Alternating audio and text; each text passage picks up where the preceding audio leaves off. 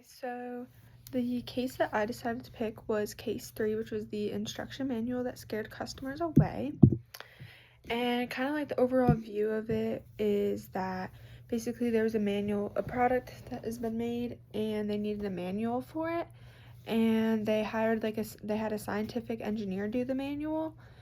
And with having a scientific engineer doing a manual, they think a little bit smarter than like us students would or something kind of thing.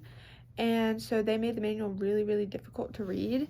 So they ended up having their product come out like really great. People started buying it.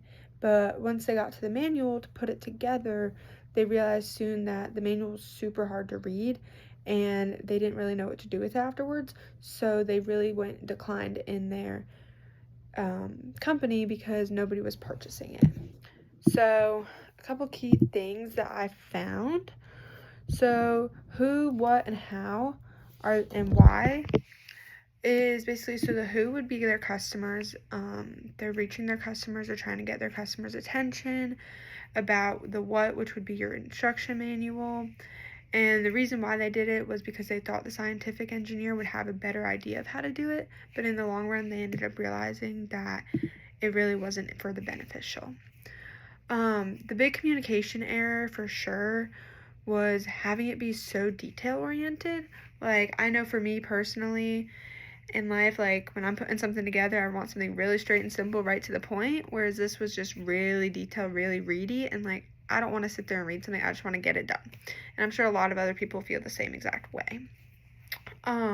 Costs and losses. So in paragraph 4, it specified that the loss was $350,000, and that's a really big loss, and it kind of led to the market and sales and reputation was really questioned.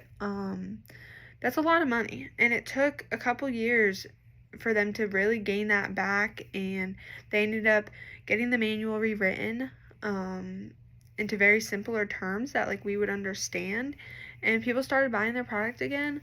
But it costed that much money to do the manual in the first place, and then they weren't profiting anything. So now they had to come back and redo the manual, which costed money, and try and resell it. So it just kind of took a lot for them to do, but they ended up making it out in the end. Some possible solutions and strategies I would definitely refer to is kind of knowing who your target audience is. So like, your target audience is your customers, so just people, human beings. Your target audience is not high-end companies who are looking for really strategic, specialized, detail-oriented plans. So that's something to really pay close attention to, I feel like. And what they could have done is just ask maybe someone in the company a little lower ended, just kind of someone maybe in sales that would understand us, like even us as like students, the target audience a little bit better, and that they're not as higher end, so they don't think everything has to be so detailed, and they'd make it a little bit simpler for us to kind of understand. And I think that would really help their problem and whatnot. So at the end of the day, they had the engineer and they found out that it didn't work. And sometimes you do have to go through those tough things of like trying things and realizing it didn't work, but they lost a lot of money in it. So they came up with the solution and they redid it, and their product was being bought again, and it was way too complicated to begin with, and they put it into simpler terms. And it was actually pointed out to business journals, and they ended up reviewing it, and they said that the first manual was way too complicated and difficult to learn.